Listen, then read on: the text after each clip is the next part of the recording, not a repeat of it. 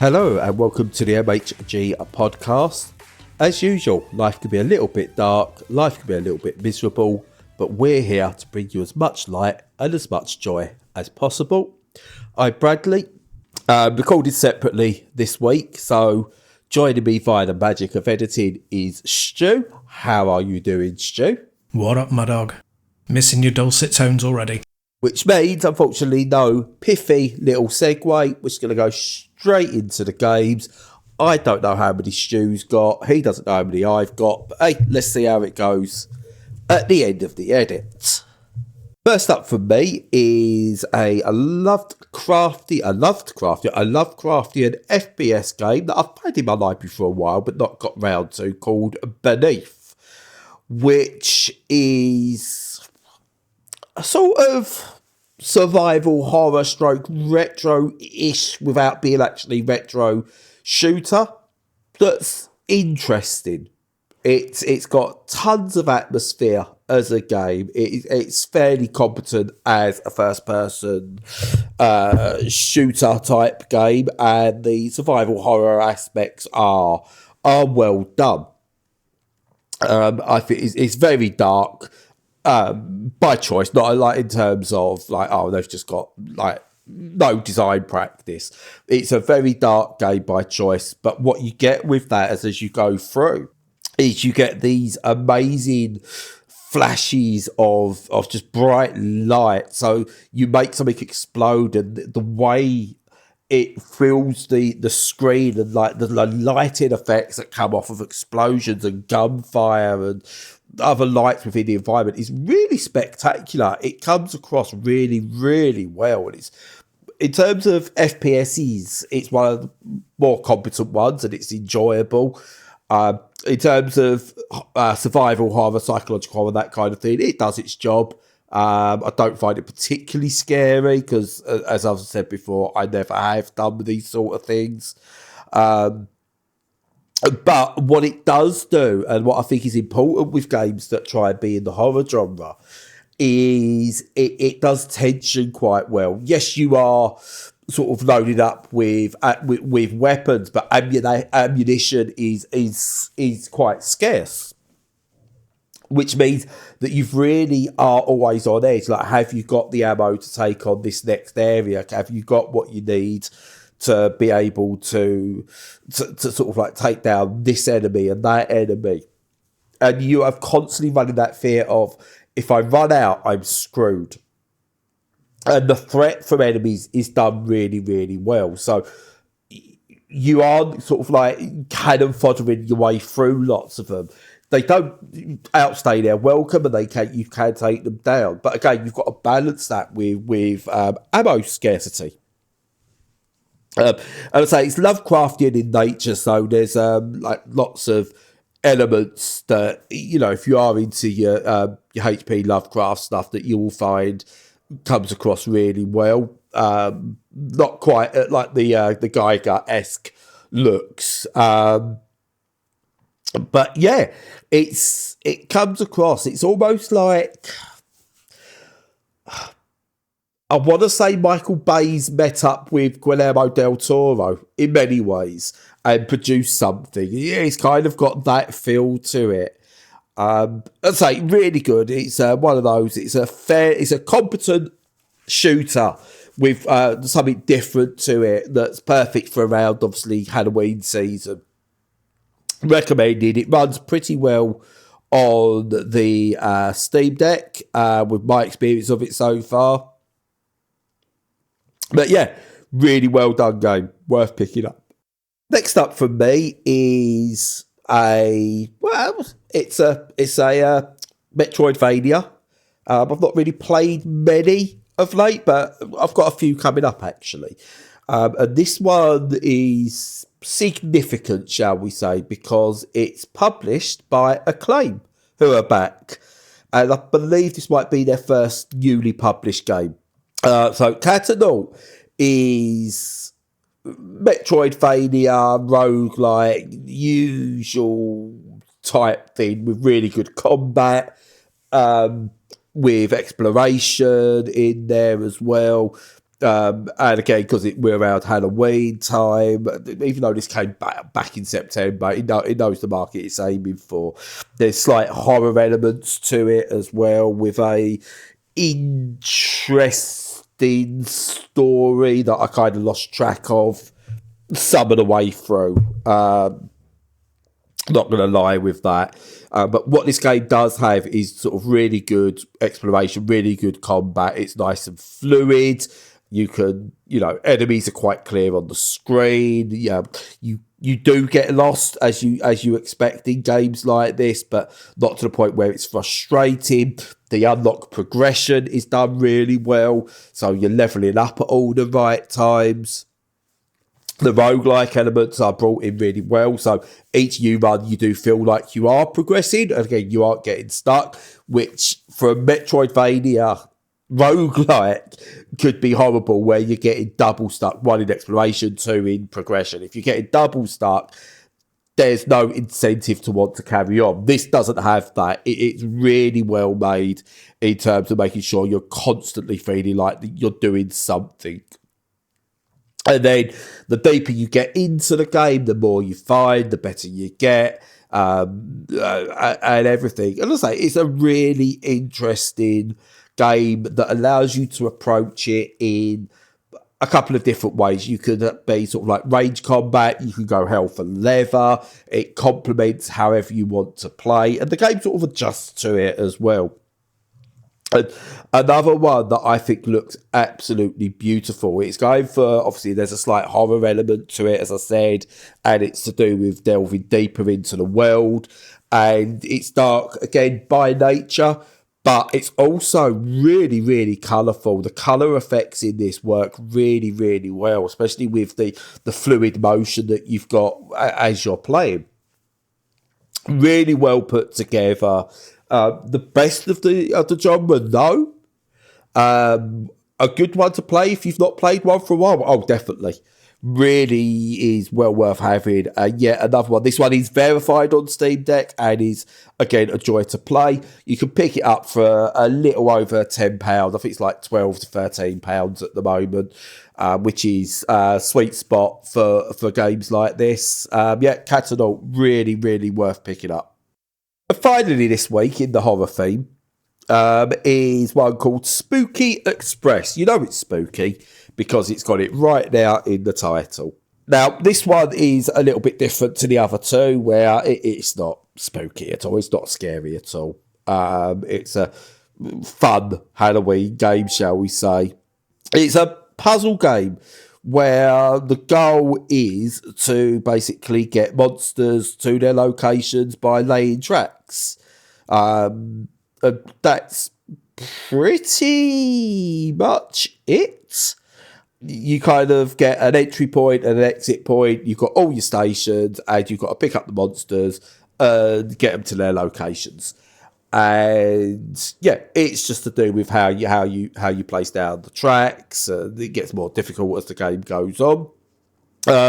There's not much to say about it here. It's from some of the people behind Monsters Expedition, and a good snowman is hard to build. And the game I suppose this really is a sequel to, Cosmic Express, which I really, really like, which is the same game but set in space. If you like these kind of work out a path puzzle game, then yeah, this is absolutely your jam. It's just a different theme, more of the same, with some slight little change ups here and there. But I played this and had a great time with it. So yeah, really good one. There's not much to say. Just like if you like puzzle games and you like things like Monsters Expedition, yeah, you owe it to yourself to pick this one up. And because that was a quick one, we might as well just follow up with one that sounds like it should be a horror game, but isn't. Henry Halfhead, which sounds like it's like some kind of really demonic creature that should be chasing you, Nemesis style. But what you've just got here is a very, very quirky sandbox game That's still fun to see. They still come out, not as often as they used to. But you take on Henry, who is, as per the title, half a head. And basically what you've got is, if you played Super Mario Odyssey, where you could throw your hat and then you could like possess different things in the world and use them to do things. This is basically taken that and gone, right, that's the game. So you're Henry and you basically go around this world and you possess things. So you might possess a toaster to make toast, and then you possess the toast. You could possess a chair. You could possess pretty much anything that's in the world. You take it over, you possess it, and you use it. You just do kind of different things. They claim there's over 250 objects in there, which, yeah, that sounds about right. And obviously everything's crafted, so it's if it's in the game, it's usable. And, you know, you could do things like you could take yourself into a paper plane, which is really fun to do. And every object you kind of possess and take over has a different feel and does feel unique in its own way, and makes it interesting for you to want to go and try these different things. The game itself is just pretty much sandbox, do as you please, but there's objectives and story elements in there as well. And you can go through, play a story, which is narrated really well, really fun narration within the game, actually. Made me laugh at a few times. And it's very much like, maybe not as good, as involved as the Stanley Parable, but it will react based on what you're doing. So it feels like it's being live narrated in places, which I think is one of the best things that narrated games have been able to do over the years. But yeah, I really, really do enjoy this one. It came out, not out of the blue, it was kind of like, it took a while to actually release, and it's one I kind of originally gave up on and went, it's going to be one of those games where it looked good initially and I wasn't going to get on with it. But no, Henry Halfhead is really, really good. It's, you know, it's a one-trick pony in many ways, but it does that trick really, really well. And again, it's another one. It's just over a tenner. It's verified on Steam Deck. You'll play it for a few hours, enjoy your time with it, and then move on to the next big thing that you fancy playing. But yeah, definitely one that's well worth having if you're just after something a bit fun, a bit quirky. And that's it from me. And now time to just hand over to Stu to do the outro bit. Goodbye. Thank you, Mr. Bradley. Yeah, and going straight into it, I've been playing a game called Devil Jam, which is a Vampire Survivors alike, which is kind of a gentle way of saying that it's a VS rip-off. But not only does it rip off VS, it also rips off Hades. So it's kind of a twofer. But yeah, that sounds very cruel. But honestly, I'm not being cruel. It's not a bad game. So essentially, you've got everything that you would expect from that game, from Vampire Survivors, wherein you get dumped into a room, a map, and you've got to fight for your survival over the course of time. You live for as long as you live, which generally isn't very long when you start out, and then you get dumped back at the start, and you've accrued some points and numbers and whatever credits so that you can buy things in your classic roguelite fashion and carry on from that point with a little bit more oomph and a bit more, power in your stick kind of thing. Now, the difference that it has from Vampire Survivors is that with it being visually like Hades, it has a isometric viewpoint. So your view and what you can see coming is not as sort of straightforward and clear as it is in Vampire Survivors. It's, adding what you might think of as a little bit more sophistication by doing that. In actuality, it doesn't really feel like that to me. It feels like it's okay, but you do miss out on some of that peripheral vision. But that's fine. That's okay. Now, the game mechanics should change a little to accommodate this, but they don't really. You you feel very underpowered. Now, at the start you do, obviously, but in this game, even after a little while, several hours, you still feel like you're battling to get something that's really dealing damage. And more so than that, you don't have a lot of healing items, and it's quite punishing. Now, I think from what I can read, I haven't completed it, but it's a shorter game than its contemporaries. So obviously I played Megabonk recently, and that's substantial. And Vampire Survivors itself is substantial. Greedland, which I was a big fan of, is a massive game. It's got loads of maps, each one bringing something new to the table. And in this one, that doesn't really happen. There are some really good points about how it carves out its niche, though, which tend to be the boss enemies that I've encountered. So I've come across about 3 different enemies now, and the way that they move and the way that they counter you and the sets and the routines that they have are pretty good, quite clever. You have to learn them, and it plays out more like a bit of a shoot 'em up in those moments than it does a Vampire Survivors alike. It's kind of a bit bullet hell style, and it works well. And the game kind of shines in those moments. The whole thing looks great, which I'll come to in a second, but the bosses in particular are, kind of reminiscent of a much more updated Smash TV. And they're tough, they're really, really tough encounters, but you enjoy them anyway because they're stylishly put together and they're interesting and they're punchy. Graphically, the game is fantastic. It really is great. The theme is that it doesn't really go very much into the theme unless I'm missing something, but you're sort of some sort of warrior that it's based around music, hence the Devil Jam. The bass character uses a guitar, and you slap the guitar, produce sounds, and a lot of the weaponry that you emit is based around utilising that, sounds and waves of energy and all of that kind of ties into the theme nicely. And the enemies themselves, some of them are like twisted speakers and all of that kind of caper. So that cartoonish metal visual is very successful, and it does make you want to keep playing.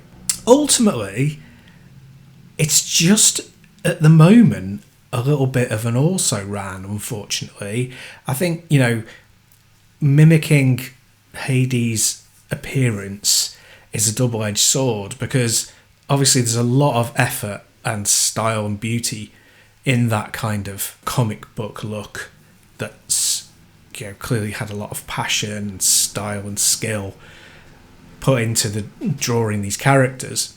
But at the same time, it looks so much like that world that it doesn't really carve out its own niche. It doesn't really feel unique. It feels like an extension of Hades, which, I would like to have seen a little bit more individuality in the style and the approach of that, aesthetic. But, it's still beautifully rendered. You can't criticise the way it looks, really, other than it being a little bit derivative. But it is beautifully put together. You have these different characters who you can buy things from. They're well depicted. The little bits of dialogue they have are fun, time passer kind thing. It does everything solidly. It just doesn't, for something that's so gorgeous, it doesn't have anything that's particularly unique. And even the gameplay itself is a bit kind of not substandard, but just average. There needs to be, the punchiness of it, the effects are great, as I mentioned, and that combat then feels, impactful and fun. But the fact that the enemies are so seemingly immune to what you're doing, and it takes such a long time to build up any kind of power and impact, that's a bit disappointing for me. I think it really needs to have, your DPS needs to be adjusted in this. I really do think perhaps it's been skewed that way because the game itself isn't long. I've heard that, the actual size of the game is not massive. It's just the difficulty that keeps you from getting to the end straight away. So perhaps more content is needed, and you dial up your strength so that you feel less like a weakling going into battle. I think that might be one of the things it needs looking at. There's a good basis, like a solid basis here for a game. It's not disappointing. It's not a poor game by any stretch of the imagination, but it is derivative, both in a very particular art style and a very particular play style. If you just want more of Vampire Survivors, there are lots and lots out there. You can just pick one of the imitators, or even better, one that's kind of moved it forward a little bit from there. We've reviewed lots and lots of them. If you want any advice, look back through our reviews or get in touch with us on Blue Sky or on the website, and we'll give you, tons of recommendations for what you could be playing. Not to say don't look at this one. I would say check it out. If it appeals visually, and if you don't mind paying the price, definitely give it a try. I think there's a demo. Let me just check. Oh, I can't see one at the moment. Maybe there isn't. But yeah, one to keep an eye on. Perhaps if you're not desperate for it, then you could wait a few months down the line and see if they've added a bit more content and if they've tweaked some of the balancing a little bit. At the moment, it's not a solid recommend, but it's a definite keep your eye on it, check it out, look at the videos, maybe watch somebody play it through on Twitch, see if it's one that you really like. Otherwise, there are others I would kind of put forward before it.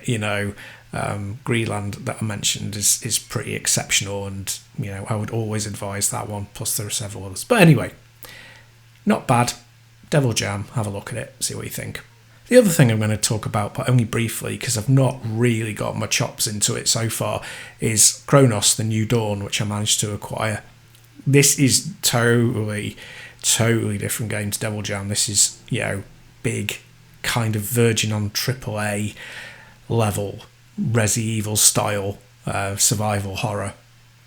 And, it's been out for a while now. You probably know of it. It's by Bloober Team that did Silent Hill 2 and, several other things, and what was it called, The Messenger or The Memory or whatever it was called. Ironic if it was called The Memory, but I think it's called The Messenger or whatever. And this is, you are a sort of hulking, great big character in a big suit that looks like a bathysphere suit, like something out of Bioshock, and you're wandering around this post-apocalyptic world that's been ravaged by a virus that's set in an alternate universe, Poland, after this virus broke out, but around the time of when it was a socialist country and had lots of Soviet intrusion, etc. So I don't know. Apologies for not knowing my Polish history very well, but I guess from the 50s through to the 80s sort of thing, so somewhere in that period, and you're looking for your predecessor at the start, who has gone missing, and your motives and mission seem to be unknown, but you do seem to be trying to get to the heart of something that's occurred. And to that end, you're exploring this ravaged world, which is desolate, permanent dusk, dusty, ravaged, crippled, falling apart. And, even though, we're MHG and we talk about mental health quite a lot, it's not often that we talk about what games actually do to our psyche when we're playing them. And one of the things about this game is that it is thematically dark, and it's visually dark, and it's threatening, and it's quite depressing. I would say if you're feeling mentally vulnerable, it might not be the game to pick up, because it really does have a deeply oppressive atmosphere where there's no hope, and you don't see any living creatures. It's all just these reanimated dead, and all the signs that you read are either propaganda or their desperation. It's a really hard, dark game. Really bleak. Now, that's a positive and a negative. If you're in the frame of mind where you're happy to experience that and you want to feel that vicarious sort of thrill, or get into the boots of somebody in that situation, it's ideal for that. There's a constant unease and a real feeling of being in a different world, of being somewhere that's totally divorced from our day-to-day reality, but it's conceivable that it could happen, at least in terms of sort of the social structures and the visual, not necessarily in the reanimated dead, but hey, who knows? So it's a funny one. It's if you can pick up a Resident Evil game and just play through it, and it's very tense and it's horror coded, and you're kind of you're going to be tense because things are going to jump out at you, or there's some nasties to look at, but ultimately it's an experience that is thrilling. Whereas this, it doesn't have that thrilling aspect. It has that foreboding, deeply threatening aura to it, which is quite uncommon still in a lot of games. It's not something that you come across very often, so it's fairly unique in that way. They've definitely brought along that Silent Hill feeling of isolation and existential horror and dread, but there's even less familiarity in the environment than there is in Silent Hill. So very dark, very tonally intricate, I would say. The only thing is, ironically, that was a recommendation. It's like saying that's quite uncommon, and it's a good trait for games to have and to do well. Unfortunately, the combat is not very good. Not to the point where I've got to the point where I've played several hours and I've done a lot of upgrades, quite a few of them, probably about 6 upgrades. And considering the scarcity of upgrades in this, that's quite a lot. So it shows you, moved forward quite a bit, several different weapons and abilities, and my suit abilities upgraded, tanked out a little bit. And the combat is still not great. There's a couple of reasons. One, you get a lot of swarms in tight areas, which, unlike Resident Evil, you can't just avoid. So you have a small ammo pool, but you really do have to not miss, because you really need to destroy everything around you, especially as, like Resident Evil Remake, you really need to burn the bodies, because otherwise something else will come along and merge with it and reanimate it and also make it stronger, which is something that's also in Dead Space, which this game, kind of feels a little bit like. So, you don't have powerful weaponry, you don't have a lot of mobility, and the enemies are very tough, and they often appear in sections where you can't run away, and you have to defeat them to progress. So the combat balance is pretty bad. It's not awful, it's doable, but I did find myself replaying sections to be I've got to make every headshot in this. I've got to position and maneuver them so that they're by explosives, so I don't have to use ammo. I can just blow them up using gas tanks, and that's not a great feeling. It's not successful if you feel like you're playing it near peak performance. They're still tanking your shots and you're running low on ammo, but you don't have the ability to run away and come back or just avoid completely. It kind of gets that balance wrong. It seems to want to be Dead Space, which has the benefit of having really powerful weaponry, but you have to be very alert and you have to know your space and stuff. And at the same time being Resident Evil, where you have almost no weaponry and mostly underpowered, but you can run away from a lot of enemies. It seems to take bits from both, but without creating something better, which is a bit unfortunate, really. It also feels quite a lot like the Callisto Protocol, but that had, and loads of people didn't like that, but I quite liked it. That had a really good melee system. So even when you were stuck in a tight space and there were lots of enemies crowding you out and you had to do crowd management, there was a duck and jive, there was a evasion system in there. This doesn't even have quick turn, which has been in the Resident Evil games since the 90s or the early 2000s. So, 25 years old and they've not put it in this. And you do have to run away and reposition, and you can't even quick turn. So, yeah, there's I would say, some really frustrating problems with the combat maneuvers in this game. But the atmosphere is amazing. The graphics are exceptional, although they run really badly on my PC. But, hey-ho, that's because my PC is aging now. As I say, it looks great. The atmosphere is exceptional, and the puzzles that I've come across are interesting, not too difficult, but, classic Resident Evil. So if you like that, you're going to like this. It really is only the combat that lets it down. So at the moment, it's kind of a cautious recommend from me, in that you will enjoy it, I think, if you like Resi games, but it's never probably going to threaten the top of your list by any stretch. And if you're not a mega fan, you probably want to wait for it to be significantly price reduced before you dive in, but it shouldn't be ignored because it does some things really well. Anyway, thanks to Bad for his section. That's it for this week. So as usual, follow us on all the socials, make sure you're checking out our website for extra content, chat to us on Discord if you wish, and until next week, stay safe and stay sane.